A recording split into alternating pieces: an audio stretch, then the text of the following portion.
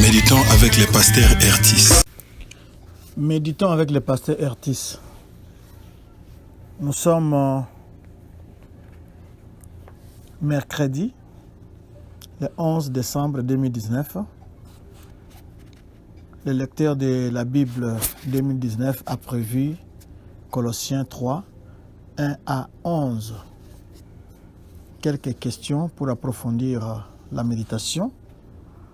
Y a-t-il un ordre auquel obéir quand vous allez lire le texte? Vous allez relever tous les impératifs qui vous donnent des ordres et ce sont des ordres que vous devez obéir. Vous devez actualiser la parole. Et quelle vérité Dieu me révèle-t-il? Et chaque jour, il faut se demander quel est le verset qui m'interpelle le plus ou qui m'intéresse le plus. Paul nous parle de l'union présente et future du croyant avec le Christ. Il parle aussi de la vie en Christ. Nous allons prier. Merci Père pour ta parole. Merci pour les applications pratiques que tu veux nous donner ici pour notre vie de chaque jour. Comme le vouloir et le faire viennent du Saint-Esprit, nous avons besoin d'être remplis par lui pour nous conduire pendant ce temps et pourquoi pas durant toute notre existence. Nous t'avons prié au nom de Jésus-Christ. Amen. Nous vous saluons dans le précieux nom de notre Seigneur et Sauveur Jésus-Christ. Nous allons commencer au premier verset. Le premier verset où nous avons la remarque de Paul sur les choses d'en haut. Il nous recommande les choses d'en haut, où Christ est assis à la droite de Dieu. Cette remarque-là, ou ces remarques-là, sont en train de faire écho aux instructions que Jésus-Christ avait données aux chrétiens de chercher premièrement les royaumes des cieux.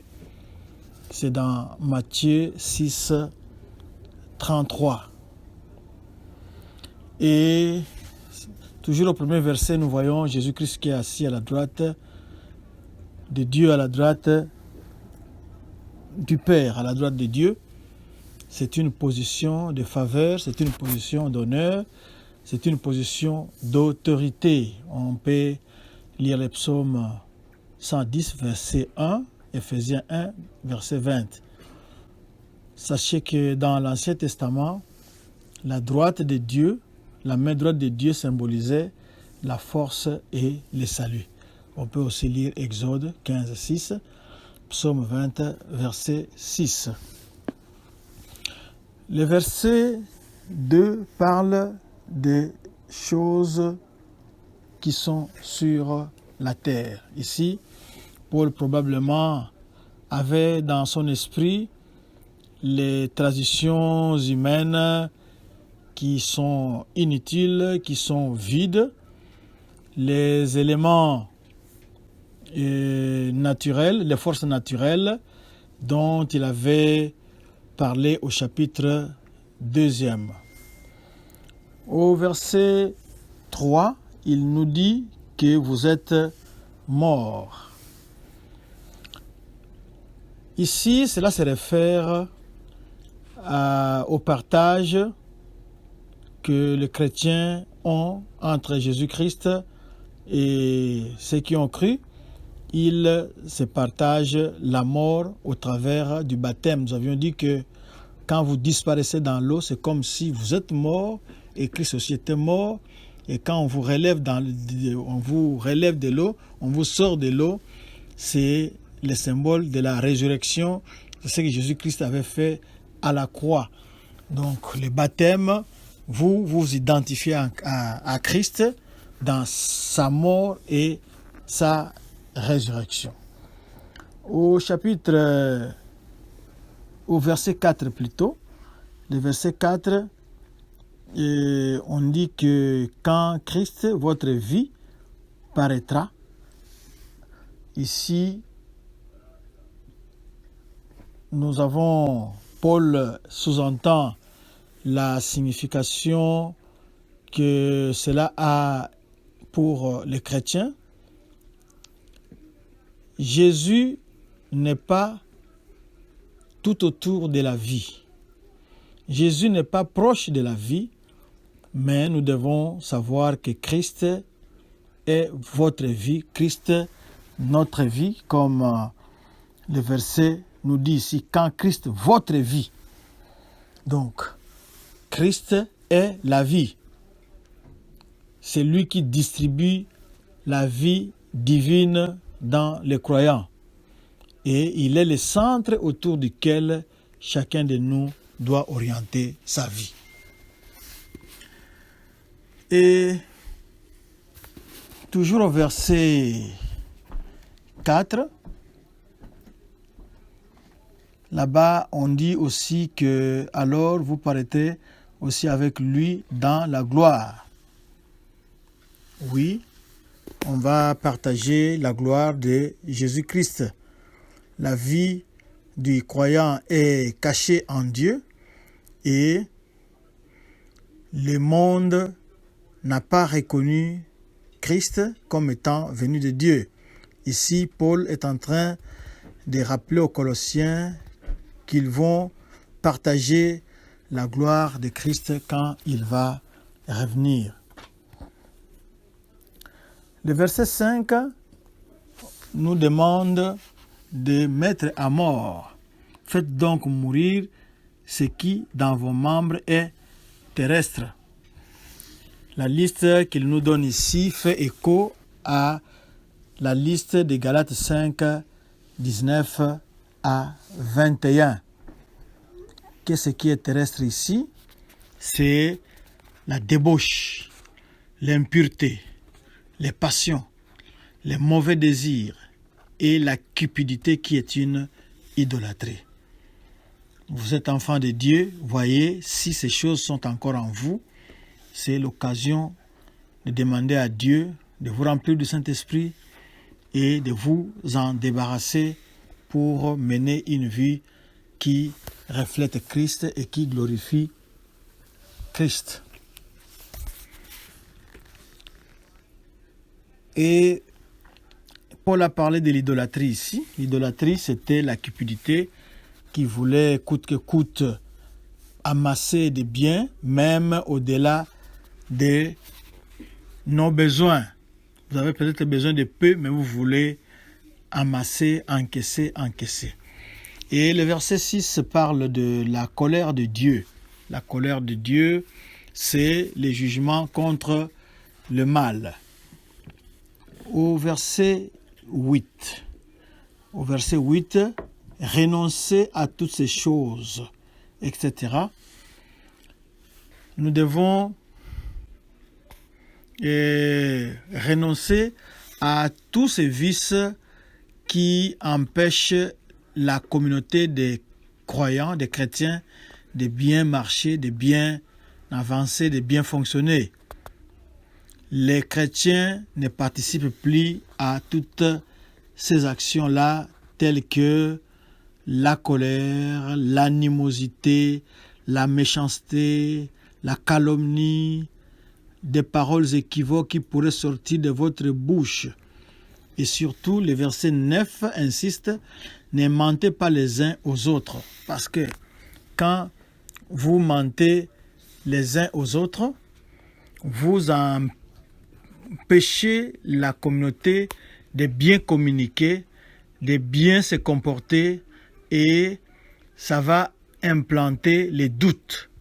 Donc, quand un bien-aimé parle devant vous, tellement qu'il est peut-être habitué à mentir ou il a menti quelquefois, alors ça entraîne les doutes et ça empêche la communauté de vivre la communauté, la communion fraternelle. Le verset 10 ici, on nous dit ayant revêtu l'homme nouveau. C'est comme un habit. C'est comme un habit. Donc on doit enlever l'habit ancien qui était sale, qui s'était sali, et on doit porter un autre habit qui symbolise le travail transformateur de Jésus-Christ dans la vie de chaque croyant. Et puis, toujours au verset 10, qui se renouvelle. Se renouvelle là-bas est au présent. C'est une action continuelle. C'est une action continuelle. Ça se renouvelle tout le temps. Ça se renouvelle chaque jour. C'est un processus. Il y a aussi le mot connaissance. La connaissance, la vraie connaissance reflète l'image du Créateur. La vraie connaissance ici, elle doit être celle qui reflète l'image du Créateur. Et Paul avait aussi dit, où il dit que la sagesse divine et la connaissance étaient cachées en Christ. C'est ce qu'il avait dit au chapitre 2, verset 3. Nous sommes arrivés à la fin, au verset 11. Et le verset 11 ici, on parle des peuples. On parle par exemple des Grecs, des Juifs, circoncis, incirconcis, des barbares, des Scythes, etc. Alors, ici, on est en train de dire que la race, les niveaux d'études, il y a beaucoup de choses qui sont à bannir. Nous avons, par exemple, les chrétiens ne doivent plus avoir des barrières provenant de la nationalité, de la race, du niveau d'éducation, c'est-à-dire du niveau d'études, du rang social, de la richesse ou de la puissance. Christ vit dans chacun de nous, dans chacune de ces personnes-là, qu'elles soient pauvres, qu'elles soient incultes, qu'elles soient comment, Christ vit au-dedans de lui ou au-dedans de cette personne. Et Christ a brisé toutes les barrières et accepte tout le monde tel qu'il est et il les accepte auprès de lui. Il n'y a rien qui puisse nous empêcher maintenant de vivre ensemble. Nous ne devons plus tenir compte de notre on appelle cela background, c'est-à-dire notre arrière-plan, notre côté d'où nous venons, de là où nous venons, notre passé, mais nous devons maintenant nous focaliser sur ce qui nous unit, c'est-à-dire Christ. Et nous devons encourager cette communion fraternelle. Les chrétiens ne doivent plus construire des murs, mais ils doivent plutôt construire des ponts. Ce sont des gens qui construisent des ponts parce que nous sommes tous fils et filles du même Père. Nous avons tous le même grand frère Jésus-Christ et nous avons le même esprit. Alors, il n'y a plus de barrière au milieu de nous. La circoncision dont on a fait allusion ici, c'était la façon dont, c'est ce qui distinguait ceux qui étaient juifs, qui étaient circoncis, et de ceux qui ne l'étaient pas. Les barbares, c'était ceux qui ne parlaient pas la langue latine ou la langue grecque. C'était des gens que les Romains et les Grecs regardaient d'un mauvais œil. Alors, ce qui est important, c'est Christ en tous. Christ en tous, c'est lui qui doit être notre dénominateur commun à tous. Il est dans les pauvres, il est dans les riches, il est dans les diplômés, il est dans l'inculte, il est dans les civilisés, il est dans celui qu'on peut dire barbare, mais c'est toujours le même Christ qui est notre dénominateur commun pour souligner notre égalité en Christ. Est-ce que dans l'Église, vous négligez ceux qui sont moins riches? Vous considérez ceux qui sont bardés de diplômes?